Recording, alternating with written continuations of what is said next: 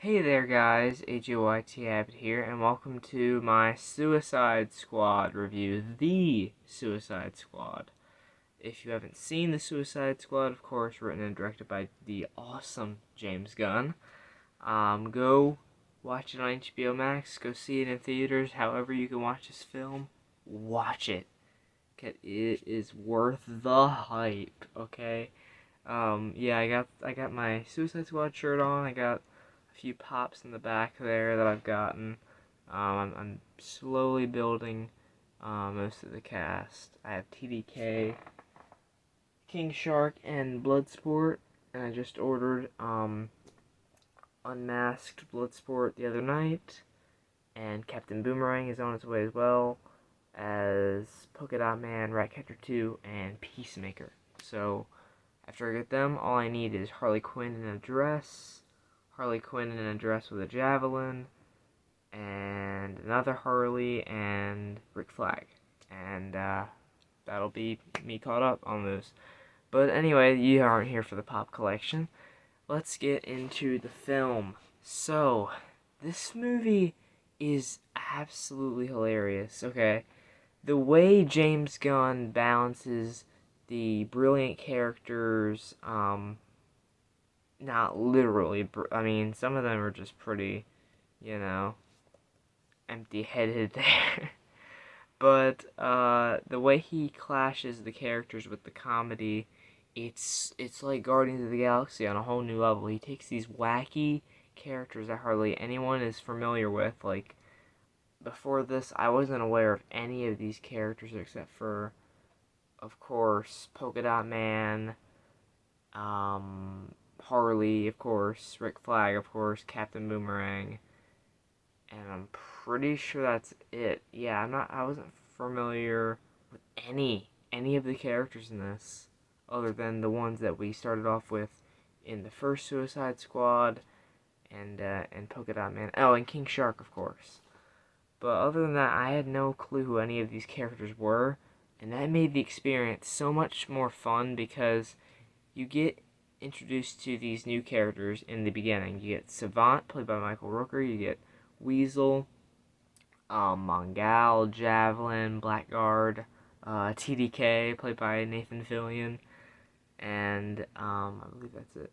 Yeah, and they are sent to this beach on Corto Maltese Islands to we don't really get a sense of what their mission is. They just kind of get on the beach, and then they start to plan out what they're gonna do. All of a sudden, Blackguard is selling the team out. It's confirmed that Blackguard has sold the team out, and doesn't even matter. He gets his face blown off. But before that, sorry, I skipped around a little bit there. Oh gosh, just thinking about this makes me laugh. Weasel cannot swim. Weasel jumps off of the jet thing. By the way, we get some awesome banter on the jet. I obviously can't go over every joke and every moment in this video, but there was just some really fun moments in this film, okay, throughout the entire runtime. But as soon as we get to the islands, Weasel jumps off the jet, and he can't swim. And Flag is like, did anyone check to see if the Weasel could swim? No. That's another thing. The Waller's Bella Rave prison escorts, or I wouldn't say escorts, but like team. One played by Steve Agee, another one played by James Gunn's wife, actually, which is cool. They were good. They were kind of betting on who was gonna die out of that first team, which is pretty messed up. Long story short, the whole team dies. Even Captain Boomerang. Poor Captain Boomerang, man. He was my favorite out of the returning people from the first film. And he was one of my favorites from the first film, even though he doesn't do a whole lot. He was very funny. And I like Jai Courtney, and I hope we see him again, because we all know the Flash movie is coming up. Maybe he can be brought back in some sort of way. Maybe Barry will mess up the timeline enough to bring Boomer back. But it was sad to see him go. At least he got a nice little smile to Harley Quinn before he died. Stupid Mongal jumped on the helicopter and got him killed. But yeah, the entire team dies. Javelin gets shot a whole bunch of times. TDK does use his powers, but he's immediately just shot in the arms, and you just see him wiggling around on the ground. That was pretty funny, you know? That was hilarious. Absolutely hilarious. I knew Pete Davidson wasn't gonna survive this film, but man, the way they took him out was fucking brutal. And then lastly, Savant, which you kind of lead in on Savant for this film. He's the first character you see. You know, you're kind of following him throughout this whole first team of Task Force X. And of course, he's the one that we're like waiting for. Is like, oh, okay. They say he's, you know, extremely skilled, and you know he's a, I believe they said he was weapons or bomb specialist or something like that. He's really good with weapons. Anyway, he cuts and runs. He sees what's going on the beach. He's like, nope, not getting involved in this. Starts booking it. Just starts booking it. And that was very funny. And Amanda Waller has no choice but to pull the plug on Savant, blows his head off. So Amanda Waller sends in Bloodsport, Ratcatcher 2, Polka Dot Man, King Shark, and Peacemaker to another side of the beach. Basically, the whole thing with the first group of Task Force X is that was Amanda Waller's distraction, which is really messed up because she sent in Rick Flag, and he's the only actual good guy on this team, right? You know, he's the only one that's not a villain. Yeah, pretty messed up that she sent the only person that she could like really trust to that suicide mission. But they are the Suicide Squad, so you know everyone's gonna die eventually out of these teams. Okay, it's inevitable. But then we get a flashback. 3 days earlier, we get to see the team getting assembled. King Shark's reading a book upside down. Polka Dot Man's being bullied. Ratcatcher 2 has a rat named Sebastian that is really cool and funny, and you know, pretty much steals any scene he's in. And Bloodsport does not like rats, but he has to join the Suicide Squad because Waller has made him a deal where if he joins the team, his daughter won't go to jail, but if he doesn't, his daughter's being sent to jail, which is pretty messed up. Amanda Waller doesn't mess around in this film. So yeah, team gets assembled. They're debriefed, talking about destroying all the evidence evidence of a project known as Project Starfish, which of course involves the Thinker, played by Peter Capaldi from Doctor Who, and Starro. Starro is the big villain for this movie, although you could say Amanda Waller is just as equal of a villain, because she's ruthless in this film. We get, you know, a scene where Harley watches Javelin die. She gets his javelin, which is funny. But then she's taken by the Corto Maltese government. We get a really awesome action sequence with her later on in the film, with her escaping her captors, which was awesome. It was probably my third or second favorite fight scene in the whole movie. She's using 2 pistols and then 2 machine guns and her javelin, and she's like ripping parts of her dress off to choke people and maneuver their knives into other people. It was so entertaining. I want to know who choreographed that fight, because genius right there. But we get King Shark trying to eat Ratcatcher. Polka Dot Man has a rash. Polka Dot Man is probably my third or second favorite character in this film. I loved him. He was so funny and so good, and you really feel for the guy, because he's getting bullied by Calendar Man of all people, and we know how awesome Calendar Man is in the comics. Complete douche. But yeah, he's getting bullied, and we get some context to his backstory, where his mom experimented on him and his siblings. His siblings did not survive. He did survive, but he has a curse, which the polka dots. He has to, like, get rid of them ever so often. I think it's, like, 2 or 3 times a day or something. Or they'll clog his body up or something and he'll die. Which is so messed up. He has a really dark backstory. So now, he doesn't like to kill people. Polka Dot Man is probably out of the group, the second group of Task Force X, disregarding Rick Flag, because obviously he's not a bad guy. But out of the bad guys that we do have, I don't necessarily see true evil in each one of them.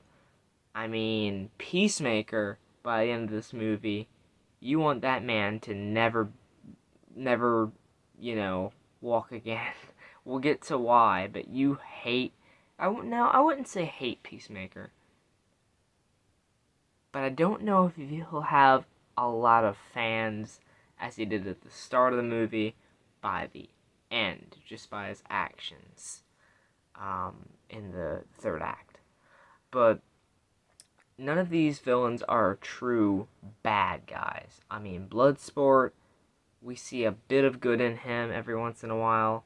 King Shark is just hungry, man. King Shark's just hungry most of the film. Ratcatcher is the most peaceful of all of them. She really shouldn't even be in prison, to be honest. I mean, she tried to rob a bank with rats, but... You know, Peacemaker's killed a bunch of people. Bloodsport's killed a bunch of people. Doesn't really matter. But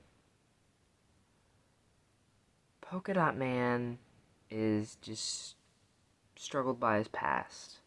He tells us that if he sees people as his mother, then he can kill them. Which is just really messed up. But yeah, Polka Dot Man was probably my second or third favorite character. He was very enjoyable. Moving past some of the more minor stuff, because I want to keep this one relatively under 20 minutes. Or like 15 minutes or something. I don't know if we're going to get to that or not. But we do get a club scene. Before that, we get a murder scene where they murder a bunch of freedom fighters.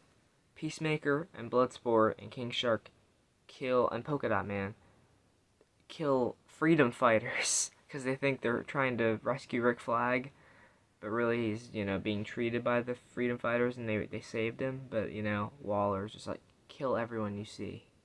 So they kill most of the freedom fighters. There's a story woven in between all of this with Harley and the president of Corto Maltese, and he's talking about, murdering children, using Starro as a weapon. So Harley kills him, and that's how she gets locked up, and then we get the awesome action sequence. We get a club scene with all of our squad members dancing, Polka Dot Man's dancing, with people all around him, but he sees them as his mom. So weird. Ratcatcher 2 was putting off some moves, so was Peacemaker. And then they take the Thinker. They take him, and they finally get to the Jotunheim. They get Harley out of her, well, really she gets herself out of prison, out of the imprisonment. And then she meets up with them, and then we finally get to the third act. This is where stuff goes down. The Thinker exposes to us that, the U.S. government was involved in Project Starfish. Rick Flag is not down for that, so he tries to expose the secrets of the U.S. government being involved in Project Starfish to the press. Peacemaker, basically any piece is worth the cost. He will do anything if it means there's peace. So, and this is where we get to where people might not like Peacemaker as much after this film is over. Peacemaker kills Rick Flag. Rick Flag dies, and it's a sad scene, The first film, David Ayer's Suicide Squad, he was basically an exposition machine. He would just say whatever the plot needed him to say, but here, he was a really great character. James Gunn did a really good job at fleshing him out. and actually make him, like, you care for him. You care for that character. But he dies, and then Starro kills the Thinker in a really awesome way. Rips off the limbs and just throws him. That's another thing about this movie, is that the gore is just mind blowing. It's crazy. It's crazy how much gore there was in this film. King Shark is ripping off heads, tearing people in half. We also get this character called Milton. He's their bus driver. It's a side joke within the film. Milton gets killed. Milton gets killed, and there's a moment of time, and it's like, Milton was still with us? And then Harley doesn't even know that Milton even exists. She's like, who's Milton? And Polka Dot Man is like, so baffled and so pissed that they don't even remember who Milton was. Oh, man. King Shark finds some friends. He's like, new dumb friends, yay! But it turns out those things are like kind of like piranhas, sort of things. Like, I don't know what they're called.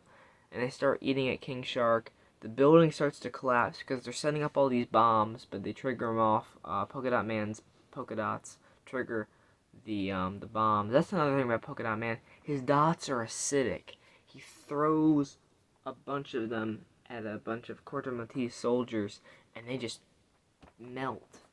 Oh man, that's what I wanted to see. That is what I came here to see, James Gunn. Thank you for that one. Polka Dot Man, Harley, and Bloodsport and King Shark are forced to leap off the building. They all meet up with Peacemaker and Ratcatcher. Bloodsport has a standoff with Peacemaker. Now, earlier in the film, they're talking about how Bloodsport is a good shot, and how Peacemaker can shoot his bullets inside of Bloodsport's bullets because he uses smaller bullets. So Bloodsport uses a smaller bullet, shoots it at Peacemaker. Peacemaker shoots back, and Bloodsport's bullet goes right through Peacemaker's bullet and kills Peacemaker. Ratcatcher 2, Bloodsport, King Shark, Polka Dot Man, and Harley Quinn all have to fight Starro now. Amanda Waller's not down for that, but they don't care. And they knock out Amanda Waller, her forces do, her employees. That was a great moment. Here's where things get sad.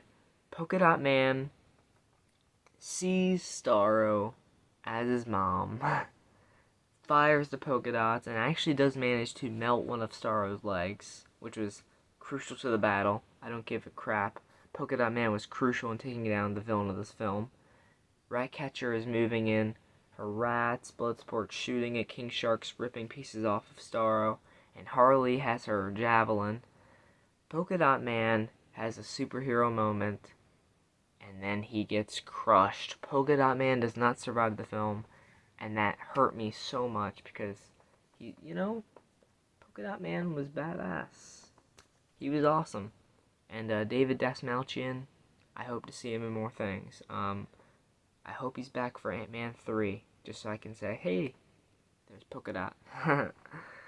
But it is a really epic battle. Harley stabs the javelin in Starro's eye, and Starro dies by the rats getting inside of the eye hole and eating Starro from the inside. So Ratcatcher, Polka Dot Man, and Harley, the three big contributors to Starro's end. And then our heroes all get on the jet and they go home, presumably lifted of their prison sentences. Bloodsport gets to see his daughter. It's great. Then we get two after credit scenes here, guys, and these are awesome. Weasel lives. I was just as shocked as you when I watched it. He starts coughing up the water, and he is alive, and he's free to roam Corto Maltese, which is very dangerous, because as Rick Flag said in the beginning, he's killed 27 children. Oh boy, Corto Maltese is gonna have a lot of missing children very soon. Oh gosh, really messed up. The effects in this movie are insane though. That's one of the things that I really loved. Starro and all the little starfish coming off out of Starro and onto the people's heads, and the gore of what it looks like when the stars are off people's faces. Incredible. Also, another after credit scene. Peacemaker also survives the film, which I was completely shocked by. I was like, seems like to me they're going to kill him, and, you know, we're going to get a cool hero's death for him. It's like, no, he just kills Rick Flag, and then he dies.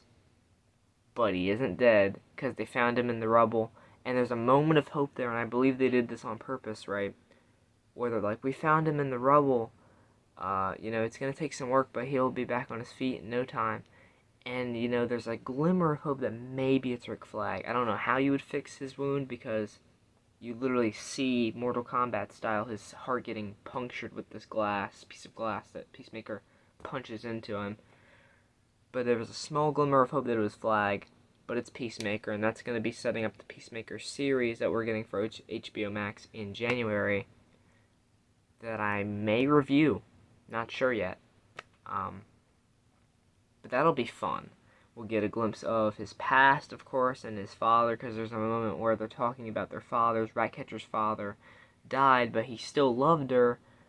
We get Ratcatcher 1 is played by Taika Waititi, which I thought was cool, because he's just done some incredible work as well for the comic book universe, film-wise, these past few years. Where was I going with that?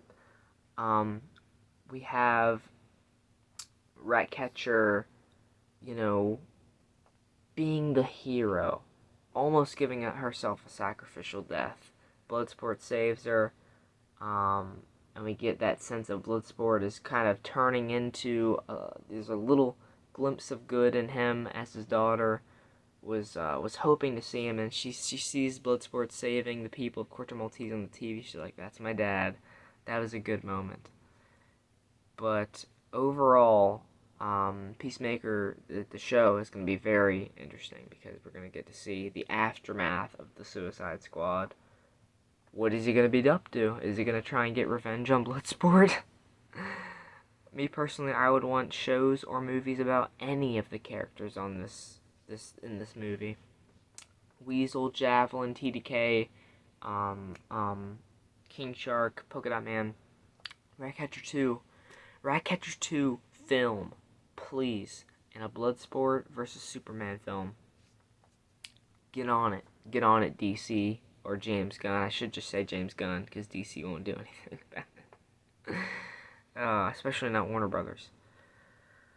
But yeah, it has some solid characters, amazing sets, amazing effects, great comedy. I mean, this is one of the funniest comic book movies I've watched in years. It's gonna hold up for a long time. It's very quotable. You have very lovable characters and iconic moments. Great cinematography. There are some shots in here.